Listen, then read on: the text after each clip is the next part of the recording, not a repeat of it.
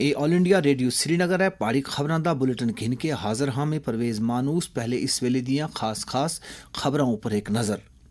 भारत ते यूनान सुन अहम शराकतदारी की मजबूत करन दा दोहराया अज़म।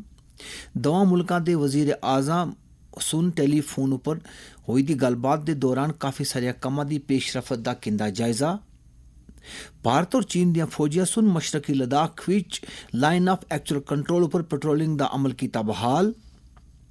सेहत ते तिबी तालीम दी वजीर सकीना इतू सुन SMSH और सुपर स्पेशलिटी हस्पताल दा दौरा करके उत्थे मरीजां की दस्तयाब सहूलतां दा कीता जायजा। और पाकिस्तान दे मस्तूंग जिले विच होए दे बम धमाके विच 9 नफर हलाक ते 29 जख्मी। हुण खबरां दी तफसील। भारत दे वजीर आजम नरेंद्र मोदी और यूनान दे वजीर आजम कायराकोस मिटोसिक सुन दोवां मुल्कां दे बचकार अहम शराकतदारी की मजबूत करन दे अज़म की दोहराया है। दोवां लीडरां सुन टेलीफोन पर होई दी आपसी गलबात दे दौरान आपसी मुफादात दे काफ़ी सारे इलाकाई ते आलमी मामलियां के अलावा Bharat middle east Europe economic corridor के अलावा मगरबी एशिया के वाक़ात पर तफसीली तबादला ख्याल किया। दोवां लीडर सुन हालिया आला सतह की गलबातों के दौरान दो तरफा रिश्तियां के मिले दे दवाम पर इत्मीनान का इजहार किया। दोवां वज़राए आज़म सुन तजारत, दिफा, जहाजरानी और कनेक्टिविटी समेत कई अहम अमूर की पेशरफ्त का जायजा किंदा। गलबात के दौरान यूनान के वजीर आजम सुन भारत विच हाल ही दे विच आम इंतखाबात में दोबारा मुंतखब होने पर वजीर आजम नरेंद्र मोदी की मुबारकबाद दी। भारत और चीन दियां फौजियां सुन मशरकी लद्दाख खिते विच हकीकी लाइन ऑफ कंट्रोल LACU पर मामूली दी गश्त शुरू कर दी है। भारतीय फौज के जराये के मुताबिक दमचूक इलाके विच गश्त दोबारा शुरू हो गई है, जिहड़ी अप्रैल 2020 विच दोवां फौजियां दे बचकार एक तनाजे के बाद तकरीबन 4.5 साल थी रोकी दी सी। पिछले महीने सफारती ते फौजी सतह पर किए गए कई मरतबा मुज़ाकरात के बाद दोवां मुल्कां सुन फौजियां की पीछे हटान तो इतफाक किया सा। दिवाली के मौके पर भारत ते चीन दे सिपाहियां सुन मुख्तलिफ जगहों उपर एक दूजे की मिठाइयां बंडियां। फौजां के पीछे हटन का अमल पिछले महीने की 22 तारीख की शुरू होया सा और दोवां ही फौजियां सुन डोपसेंग और दमचूक इलाके विच अपने आर्जी खैमे और उथे बने दियां बाकी इमारतां की हटान का सिलसिला शुरू किया सा। मनसूबे के मुताबिक भारत ते चीन के हसास इलाकों विच गश्त करन नाल पहले ही एक दूए की इतला देन थी इतफाक किया गया है। काबीनी वजीर सकीना मसूद इतू सुन SMSH अस्पताल ते सुपर स्पेशलिटी अस्पताल श्रीनगर का चैनचक मुआयना किया और उथे मरीजों के वास्ते दस्तयाब तिबी सहूलतां ते जरूरी खिदमतां दा जायजा किंदा। इस मौके पर वजीर मौसूफ सुन तिबी ते नीम तिबी अमले दे नाल गलबात करदियां बेहतर तिबी निगहदाश्त की अहमियत की जोर दिता। उन्हां सुन अस्पताल इंतजामिया डॉक्टरां ते नीम तिबी अमले दे नाल एमरजेंसी सूरत हाल के दौरान रिस्पॉन्स टाइम की बेहतर बनाने वास्ते हिकमत अमली उपर भी तबादला ख्याल किया। पाकिस्तान के मस्तूंग जिले विच कल होए दे एक बम धमाके विच 9 बंदे जख्मी और 9 बंदे हलाक ते 29 बंदे जख्मी हो गए। मरन वालियां विच 5 बच्चे भी शामिल सन। पाकिस्तान के कलात डिवीजन के कमिश्नर के मुताबिक यह बम धमाका मस्तूंग सिविल अस्पताल के नेड़े गर्ल्स हाई स्कूल चौक विच होया। मरन वालियां दे 5 कुड़ियां, एक लड़का और एक पुलिस अफसर ते 2 आम शहरी शामिल हैं।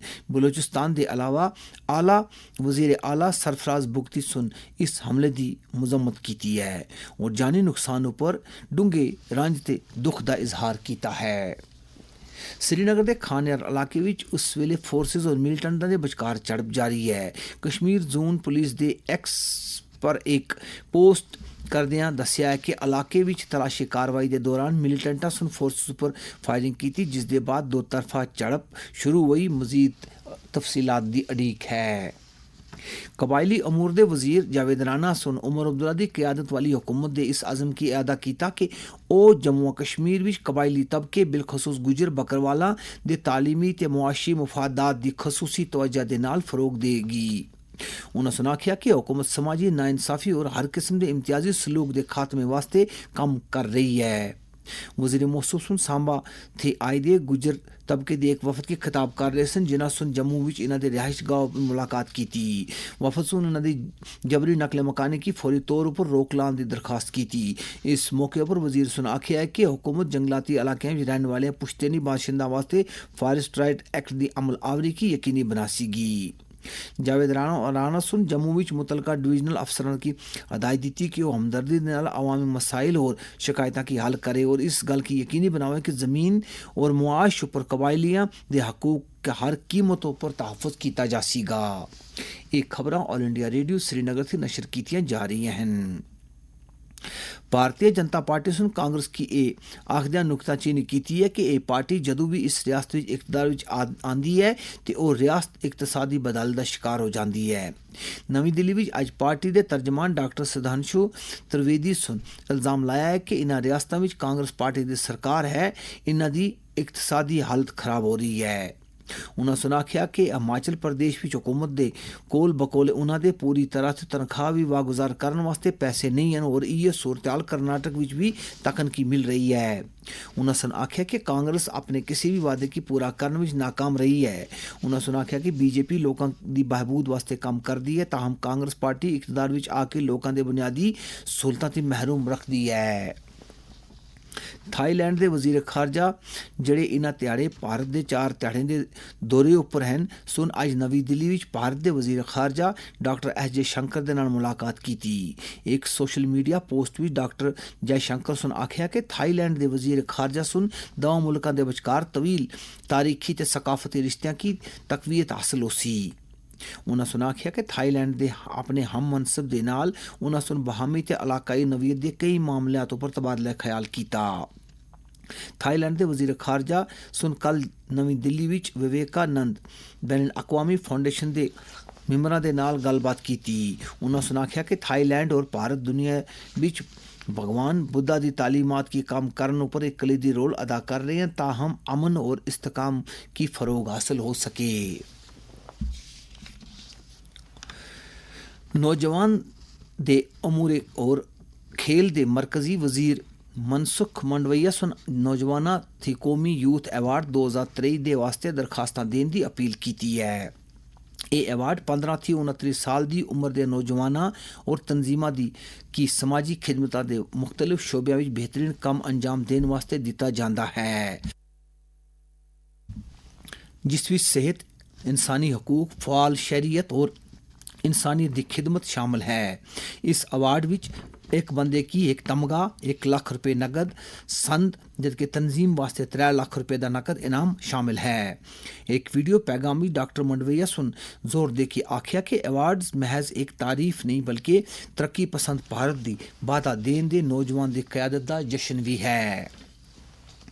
केरला के गवर्नर आरिफ मुहम्मद खान सुन कल त्रिरुवनंतपुरम विच नौजवानों के अमूर और खेल की वजारत दाखिला और नेहरू युवा केंद्र संगठन केरला के नेड़े जेर एहतमाम मुश्तरका तौर पर कश्मीरी यूथ एक्सचेंज प्रोग्राम का इफ्तिताह किया।